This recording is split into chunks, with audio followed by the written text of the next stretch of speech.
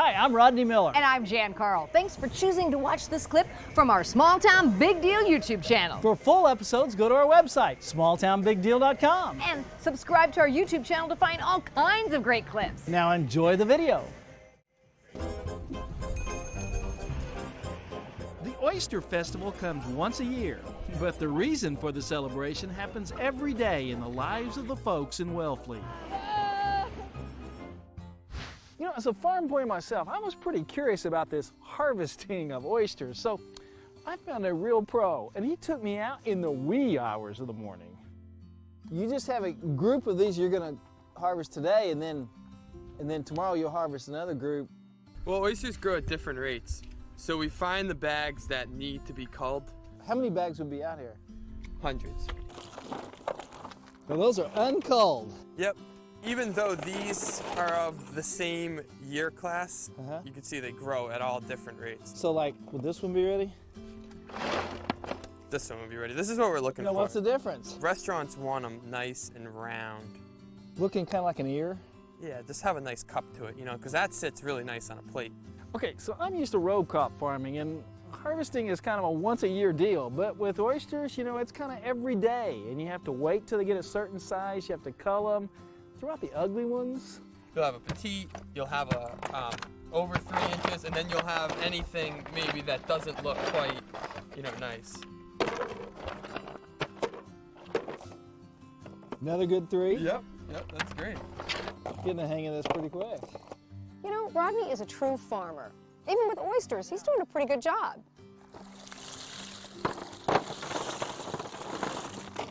So, Irvin, now, we got these all culled. They're all culled. So we're going to want to put these back out. Yep. You know, some of my absolute best memories in life, honestly, are me working with my dad, and I think it's really cool that Jake's working with his. There you go. The tide's really starting to come in now. Yes, it is. Time and tide wait for no one. Okay, so Irvin, how did you get into this? I had a cowboy hat, and I traded my cowboy hat to my best friend for a little skiff, and I went out to Heron River and I started oystering. That must have been a pretty expensive cowboy hat. It was a nice cowboy hat. We're going to be back out here at 7 o'clock in the morning, right, Jake? Right.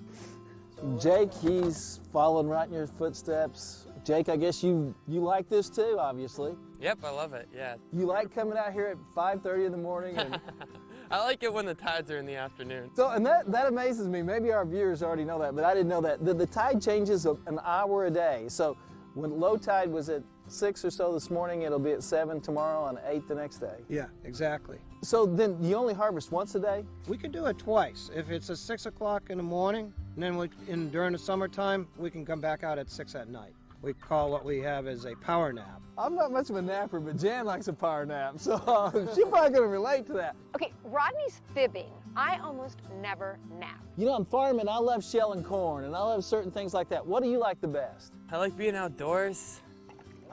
I like having my own business, setting my own hours. Rodney, I have to pinch myself to see if I'm dreaming, you know? You like it that much? I do. Yeah, I've been doing this for 40 years, and it's like the first day on the job for me, you know? You know, Irving's right. If you love what you do, you never work a day in your life. So Andy, you're going to give me an oyster shucking lesson. Absolutely. Who knew? You know, this farm boy, I've shucked a little corn, but never oysters. So what we have here is a genuine Wellfleet oyster. And what you do, you get it firmly in the hinge, and as you're pushing forward, you also twist and pop. It's open now. Now we have to take this knife, transfer this knife up forward, and cut the muscle. Then you have to take your knife, go under, release it, and then you have the perfect, Then it's ready to slurp.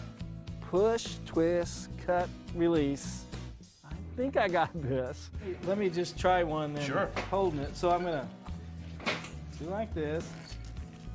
Okay, Yep. underneath here. And Yep, push. forward and twist at the same time. Keep it against the top. There you go, slice. That's it. Oh, so the first shuck, not bad. Yeah, okay, and then I put the knife Yep. to Exactly. release it. Release it, Oh, that- and that way it'll slurp right out of the shell. So you wonder what happens to the oyster shells? I've seen a lot of recycling, but not oyster shells. So Mac, tell me about the recycling that we see everywhere. I'm not sure if I understand the purpose of that. One of the programs that we initiated about 4, maybe 5 years ago was a shell recycling. And what we do is that we save all the oysters, well, as many as we can, that we shuck, and they all go into buckets. Those buckets get transported to a big container. That container then gets dumped back into the harbor. That shell is what the baby oysters in the harbor that float around naturally, they attach to that shell. It needs to be attached in order to do that. And then it grows its own new shell. Exactly. There was a time when the oyster beds were almost completely wiped out for not returning the shells to the bay. Putting them back in the water, that completes the cycle of life. So if you had a harbor that was pure sand, it wouldn't be very good for a habitat for oysters. You're absolutely right. And here's another great fact about oysters that most people don't know is that they filter about 60 to 70 gallons of water a day. It's really amazing. Not only are the oysters an economic engine for this town, They're an environmental engine. they're a huge environmental engine. For a little more dirt on recycling, we talked to the resident clean water expert.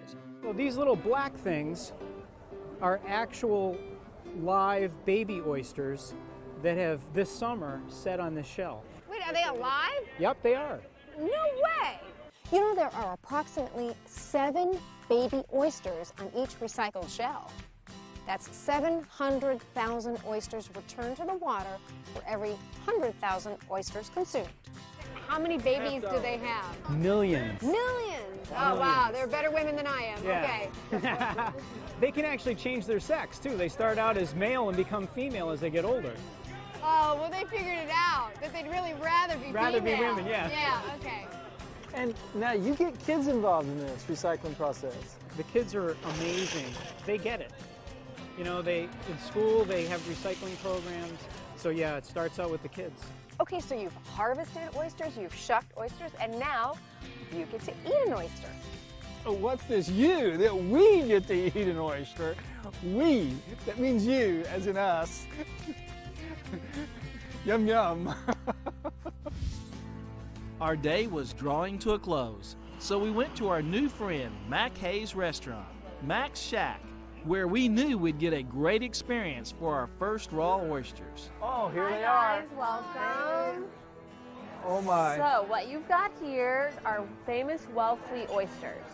And so these are raw. These are raw. Now, These I are guess we should naked have a raw oysters. Are you supposed to chew them? Some people. That's a no. Do you like them? I love them. They're better than they look. This is our first oyster ever, and we decided to go raw. Well, okay, with a little bit of lemon and a whole lot of horseradish sauce. 1, Okay. 2, Bon appetit. 3. Cheers. You can do some chewing now. That was good, It wasn't half bad on the half shell. but with a little horseradish sauce for me. I really like that. Yeah. I'm surprised. Woo! Good. I'm really surprised. Better than they look. Thanks for watching this clip from Small Town Big Deal. Don't forget to click the subscribe button and be sure to click the bell so you'll be notified when we upload new videos. Also, click the like button. To see full episodes, go to www.smalltownbigdeal.com.